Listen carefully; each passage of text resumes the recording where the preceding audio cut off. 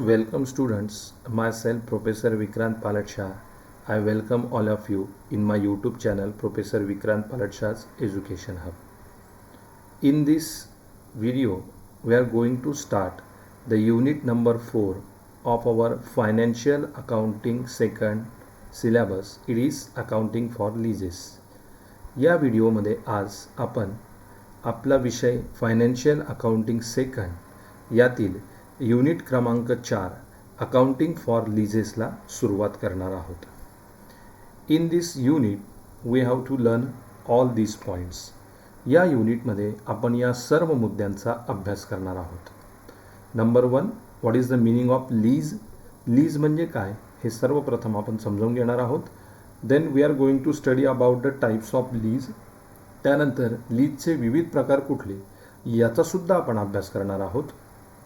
Then in detail we are going to discuss about the finance lease. Finance lease म्हणजे काय हे आपण संपूर्णरित्या समजून घेणार आहोत. Then under the finance lease we are going to study about the hire purchase system and installment system. त्यानंतर finance lease अंतर्गत येणारी हायर परचेस सिस्टम म्हणजे काय आणि इन्स्टॉलमेंट सिस्टम म्हणजे काय हे सुद्धा आपण समजून घेणार आहोत. Then we are going to study about the operating lease. त्यानंतर ऑपरेटिंग लीज म्हणजे काय हे आपण बघणार आहोत. Under the operating lease royalty accounts are there that we have to study in detail. Operating lease अंतर्गत रॉयल्टी अकाउंट्स येतात त्याचा आपण पूर्णतः अभ्यास करणार आहोत. As well as on the royalty accounts we are going to solve practical problem. आणि त्यानंतर रॉयल्टी अकाउंटवरचे प्रॅक्टिकल प्रॉब्लेमसुद्धा आपण सॉल्व करणार आहोत. तर एवढे सर्व मुद्दे आपल्याला अकाउंटिंग फॉर लीजेस युनिट क्रमांक 4 मध्ये अभ्यासायचे आहेत. All these point we have to study in the unit number 4 accounting of leases. So first of all we are beginning from the meaning of lease. तर आपण सर्वप्रथम सुरुवात करत आहोत लीज म्हणजे काय. Okay, so lease is near about same as to the rent. आता lease ही जवळपास कशासारखी असते. रेंट म्हणजे एखादी वस्तू आपण भाड्याने देतो त्याचप्रमाणे एखादी असेट ही लीजवर घेतली जात असते. Therefore lease is near about same as a rent. त्यामुळे लीज हा जवळपास रेंट सारखाच प्रकार आहे, भाड्या तत्वावरचाच प्रकार आहे. But there is a difference between lease and rent. पण त्या ठिकाणी लीज आणि रेंट या दोघं संकल्पनांमध्ये फरक आहे. Now in detail what is the lease that we have to discuss. तर आपण या ठिकाणी आता डिस्कस करूयात लीज म्हणजे काय. First of all leasing means the process of hiring rather than buying fix asset. तर लीजिंग म्हणजे काय, एखादी फिक्स असेट विकत घेण्याऐवजी ती फिक्स असेट हायर करणे म्हणजेच काय रेंटवर घेणे, याची जी प्रक्रिया असते त्याला लीजिंग म्हटलं जातं. Under the leasing fix asset is hired without purchasing it. म्हणजे एखादी फिक्स असेट विकत घेण्याऐवजी ती फिक्स असेट हायर केली जाते म्हणजे भाडे तत्वावर घेतली जात असते. या प्रक्रियेला लीजिंग असं म्हणतात. Leasing is an arrangement under which a user acquires right to make use of the fix asset without holding the title to it.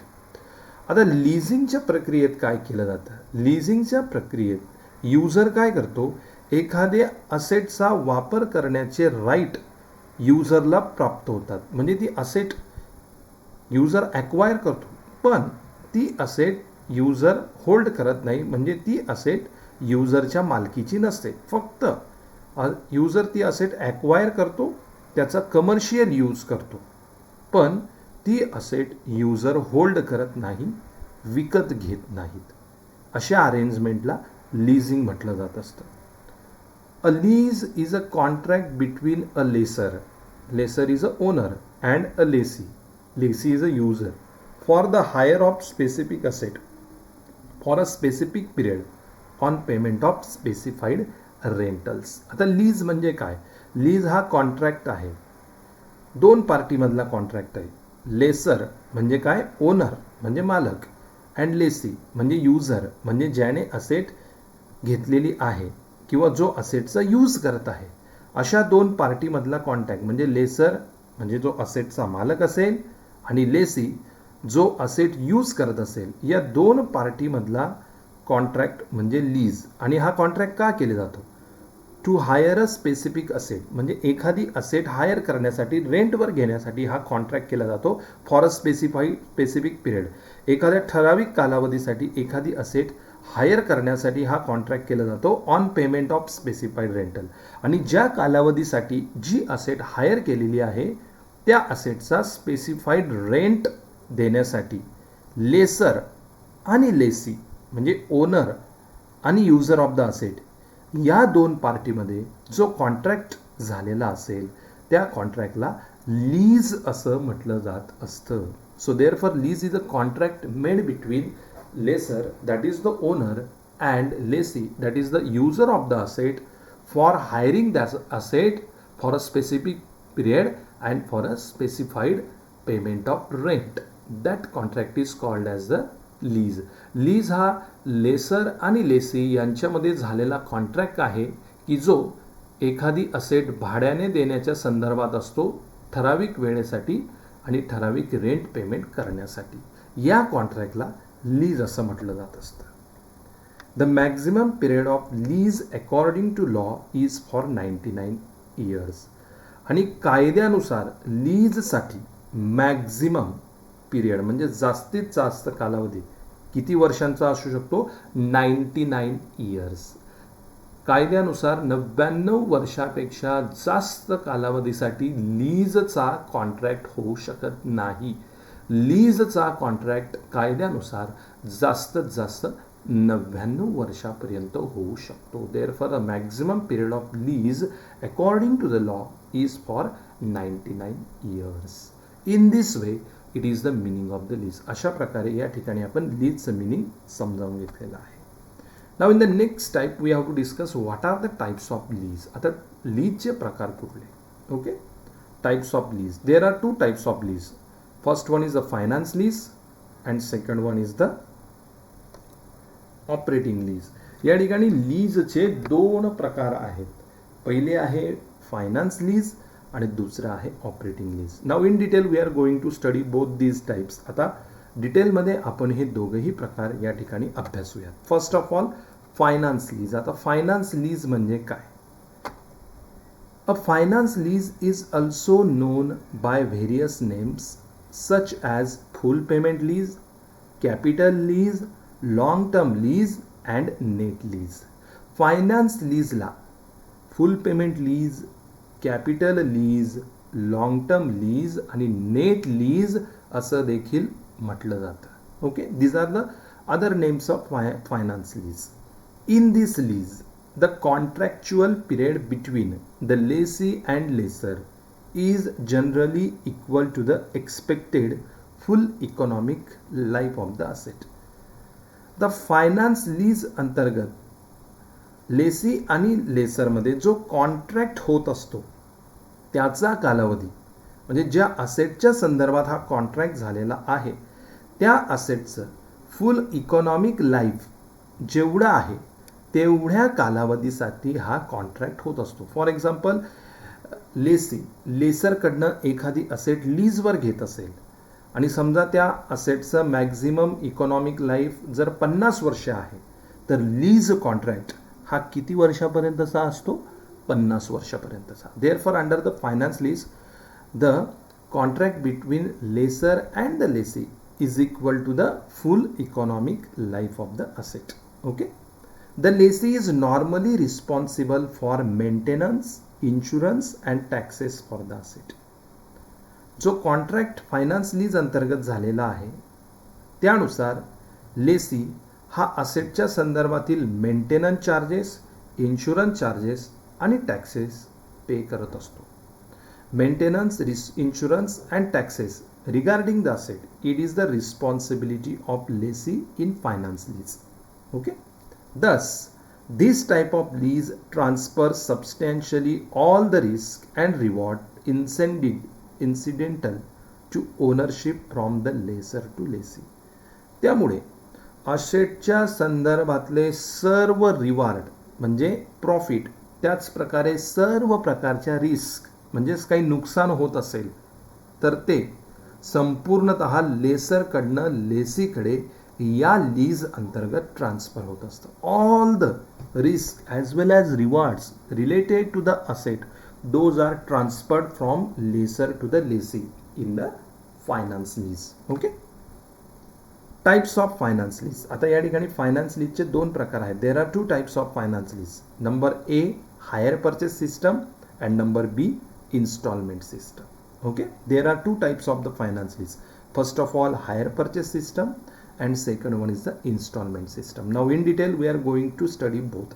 आता आपण बघूयात हायर परचेस सिस्टम म्हणजे काय आणि इन्स्टॉलमेंट सिस्टम म्हणजे काय. So here we understood the meaning of the finance lease. या ठिकाणी आपण फायनान्स लीजचं मिनिंग समजून घेतलेलं आहे. Now hire purchase system that comes under the finance lease. आता फायनान्स लीज अंतर्गत येणारा जो पहिला प्रकार आहे तो आहे हायर परचेस सिस्टम. तर हायर परचेस सिस्टम म्हणजे काय.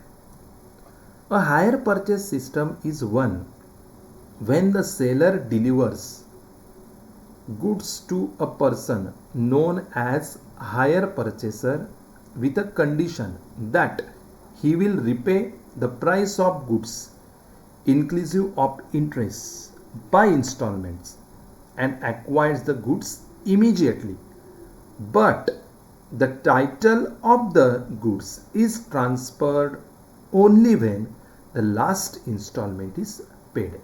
Okay, this is the hire purchase system. आता हायर परचेस सिस्टम म्हणजे काय.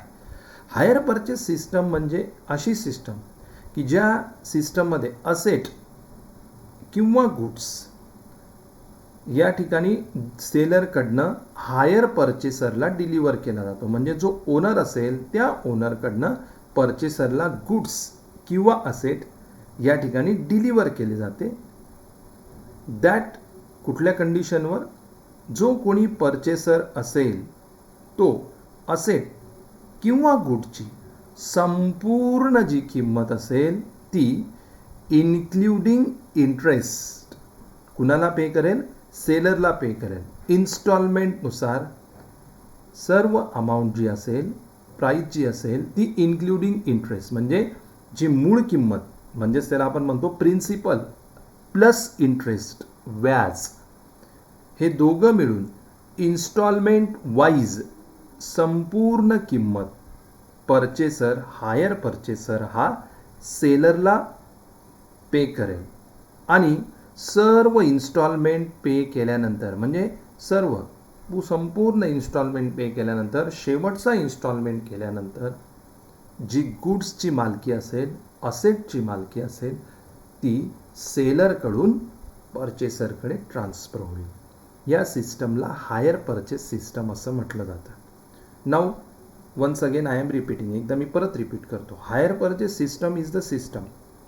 Under this system seller delivers goods or asset to the higher purchaser on a condition that purchaser should pay the full price plus interest in installments to the seller, and after paying the last installment by the purchaser to the seller, the title of the goods or asset is transferred from seller to the higher purchaser. This system is called as the higher purchase system. Higher purchase system ही अशी पद्धती आहे की या पद्धतीमध्ये जो असेटचा किंवा गुडचा seller असेल तो ही असेट हायर परचेसरकडे ट्रान्सफर करेल आणि हायर परचेसरकडे ज्या वेळेस असेट ट्रान्सफर होईल त्यावेळेस या असेटची संपूर्ण किंमत अधिक इंटरेस्ट हे इन्स्टॉलमेंट बेसिसने परचेसरने सेलरला पे करायचं आहे की ज्यामध्ये प्रिन्सिपल अधिक इंटरेस्ट याचा समावेश असेल. आणि ज्या वेळेस शेवटचा इन्स्टॉलमेंट पे होईल त्यावेळेस सेलरकडून हायर परचेसरकडे त्या असेट किंवा गुडची ओनरशिप ही ट्रान्सफर केली जाईल. या पद्धतीला हायर परचेस सिस्टम असे म्हणतात. This is called as the hire purchase system. For this, hire purchase agreement is prepared between vendor, that is owner, and hirer, that is purchaser. या पद्धतीसाठी higher purchase agreement तयार केलं जातं दोन पार्टीमध्ये.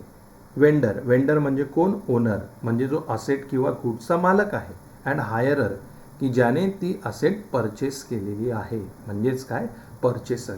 या दोघांदरम्यान हायर परचेस ॲग्रीमेंट हे तयार होत असतं. So it is the meaning of the hire purchase system. Now terms used in hire purchase agreement. आता जे हायर परचेस ॲग्रीमेंट वेंडर आणि हायर परचेसर या दोघांदरम्यान तयार होणार आहे त्यामध्ये काही टर्म्स या ठिकाणी यूज केल्या जात असतात. त्या टर्म्स आपण समजावून घेऊयात. Number 1 hirer. पहिली टर्म आहे hirer. A hirer means a person who obtains or has obtained possession of the goods from an owner under a hire purchase agreement. हायरर ही अशी व्यक्ती आहे की ज्याने वेंडर म्हणजेच ओनरकडनं हायर परचेस ॲग्रीमेंट नुसार असेट किंवा गुड्स पझेस केलेला आहे. त्या व्यक्तीला हायरर म्हटलं जातं. म्हणजेच काय? थोडक्यात ओनरकडनं ज्या व्यक्तीने असेट किंवा गुड्स हायर परचेस सिस्टमनुसार परचेस केलेला असेल त्या व्यक्तीला हायरर असं म्हटलं जाणार आहे. Number 2 higher vendor. Higher vendor means a person who delivers or has delivered the possession of goods to the hirer under hire purchase agreement. आता हायर वेंडर ही अशी व्यक्ती आहे की ज्या व्यक्तीने हायर परचेस ॲग्रीमेंटनुसार असेट किंवा गुड्स हे हायररला ट्रान्सफर केलेले आहे किंवा हायररला डिलिव्हर केलेले आहे. त्या व्यक्तीला हायर वेंडर म्हटलं जाईल. म्हणजे थोडक्यात सेलर. हायर परचेस ॲग्रीमेंटनुसार हायर परचेस सिस्टमनुसार ज्या व्यक्तीने गुड्स किंवा असेट हे हायररला म्हणजेच परचेसरला डिलिव्हर केलेलं असेल त्या व्यक्तीला हायर वेंडर असं म्हटलं जाईल. म्हणजे थोडक्यात हायर वेंडर म्हणजे कोण? Seller. Okay. Next cash price. It is the total price at the hire purchase goods from vendor.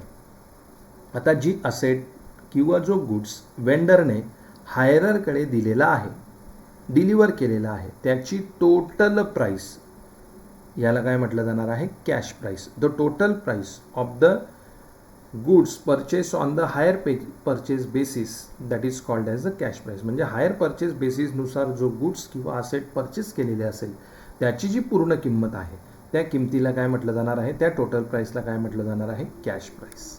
Next down payment. It is an initial amount paid by the hirer at the time of entering in the hire purchase agreement. म्हणजे ज्या वेळेस हायरर हा वेंडरकडनं asset किंवा goods hire purchase बेसिसने विकत घेणार आहे त्यावेळेस जे इनिशियल पेमेंट हायररकडनं वेंडरला केलं जात असतं त्या इनिशियल पेमेंटला डाऊन पेमेंट असं म्हटलं जातं. फॉर एक्झाम्पल ज्या वेळेस तुम्ही एखादी कार विकत घेतात आणि ही कार तुम्ही हायर परचेस सिस्टमने म्हणजेच इन्स्टॉलमेंट सिस्टमने घेतलेली आहे. समजा 5 लाखाची कार आहे आणि कार विकत घेतेवेळी काही डाऊन पेमेंट तुम्ही करतात. For example 1 lakh rupees. ही जी इनिशियल पेमेंट असेल या इनिशियल पेमेंटला काय म्हटलं जाणार आहे? Down payment. Okay. Now next hire purchase price. It is the total sum paid by the hirer under hire purchase agreement.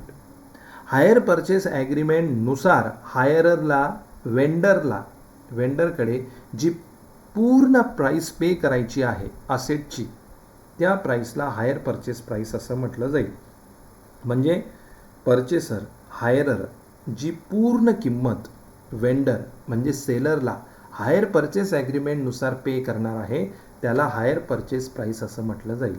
त्याचा फॉर्म्युला आहे hire purchase price is equal to cash price plus interest. The formula of the hire purchase price is hire purchase price is equal to cash price plus interest. Okay. The next installment. It is the amount inclusive of principal and interest paid at the end of certain period. म्हणजे certain period म्हणजे जो कालावधी ठरलेला आहे, for example monthly असेल, quarterly असेल, half yearly असेल, yearly असेल, जो काही कालावधी ठरलेला असेल त्या कालावधीच्या शेवटी प्रिन्सिपल अमाऊंट प्लस इंटरेस्ट ही जी अमाऊंट हायररकडनं वेंडरला पे केली जाणार आहे त्याला इन्स्टॉलमेंट असं म्हटलं जाईल. Okay. And the next depreciation. Depreciation should be charge on asset every year on it's cash price. प्रत्येक वर्षी असेटची जी कॅश प्राईस आहे त्या कॅश प्राईसवर प्रत्येक वर्षी डेप्रेसिएशन असेटवर कॅल्क्युलेट केलं जाईल. कोण कॅल्क्युलेट करेल? हायरर कॅल्क्युलेट करेल. Okay. So in this way these are the terms use in hire purchase agreement. अशा प्रकारे या विविध टर्म हायर परचेस ॲग्रीमेंट अंतर्गत यूज केल्या जात असतात. Okay. So these all are the term. So it is about the hire purchase system. अशा प्रकारे आपण बघितलेलं आहे हायर परचेस सिस्टम म्हणजे काय. Now next type under the finance lease. Finance lease अंतर्गत येणारा दुसरा प्रकार आहे instalment system. Now what is the instalment system?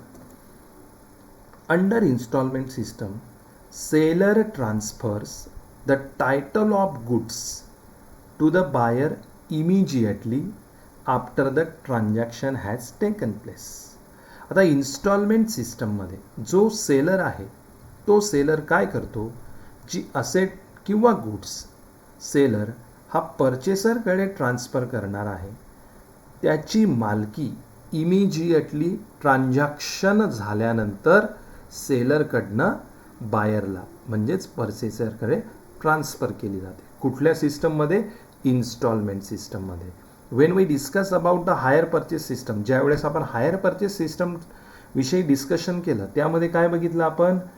सेलरकडून परचेसरला मालकी केव्हा ट्रान्सफर होणार आहे असेट किंवा गुडची? After the payment of last instalment. ज्यावेळेस शेवटचा इन्स्टॉलमेंट पे होईल त्यावेळेस. But under instalment system what happen? Immediately the title is transferred to the buyer by the seller when transaction has taken place. जसं transaction होईल त्यानुसारच लगेच सेलरकडनं बायरला asset किंवा गुड्सचं जी मालकी असेल, जे टायटल असेल ते इमिजिएटली सेलरकडून बायरला ट्रान्सफर होईल. Okay. In this system if the buyer makes any default in the payment of any installment the seller has no right to repurchase the goods but seller has a right to take the legal action to recover the amount due. आता या ठिकाणी सेलरकडून बायरला immediately असेटचं title हे transfer झालेलं आहे, मालकी हक्क transfer झालेला आहे. पण जर बायरने इन्स्टॉलमेंट हे वेळेवर पे केले नाही किंवा इन्स्टॉलमेंट पे करण्यात बायर हा असमर्थ ठरला असेल तर जी असेट सेलरकडनं बायरला विक्री केलेली आहे ती असेट सेलरला बायरकडून परत घेता येत नाही. बट जो कोणी सेलर असेल तो बायर विरुद्ध लीगल ॲक्शन घेत असतो according to the instalment system. Okay. The entire accounting treatment for the instalment system is made on the basis of interest suspense method. आता या ठिकाणी जी अकाउंटिंग ट्रीटमेंट असते इन्स्टॉलमेंट सिस्टममध्ये, जी काही अकाउंटिंग ट्रीटमेंट आहे ती कुठल्या बेसिसने होणार आहे? इंटरेस्ट सस्पेन्स मेथडने. Okay. So it is about the instalment system. अशा प्रकारे आपण हा इन्स्टॉलमेंट सिस्टम समजून घेतलेली आहे. Okay. So for this lecture we stop here and in the next lecture we are going to study about operating lease. पुढच्या लेक्चरमध्ये आपण बघणार आहोत ऑपरेटिंग लीज म्हणजे काय, as well as royalty accounts. आणि रॉयल्टी अकाउंट्स म्हणजे काय? On the royalty accounts we have to solve practical problems also. आणि रॉयल्टी अकाउंट्सवर आपण प्रॅक्टिकल प्रॉब्लेमसुद्धा सॉल्व करणार आहोत. So for now we stop here for this lecture. I request all of you kindly subscribe my YouTube channel Professor Vikrant Palatshah's Educational Hub for such videos. मी तुम्हा सर्वांना विनंती करतो तुम्ही सर्वांनी माझे YouTube channel professor Vikrant Paltashah's education hub subscribe करा. यासारखे आणखीन व्हिडिओ मी या माझ्या यूट्यूब चॅनलवर अपलोड करत असतो. आपण माझं चॅनल सबस्क्राईब करा, त्याचप्रमाणे नोटिफिकेशन आयकॉन देखील प्रेस करा. Thank you all of you.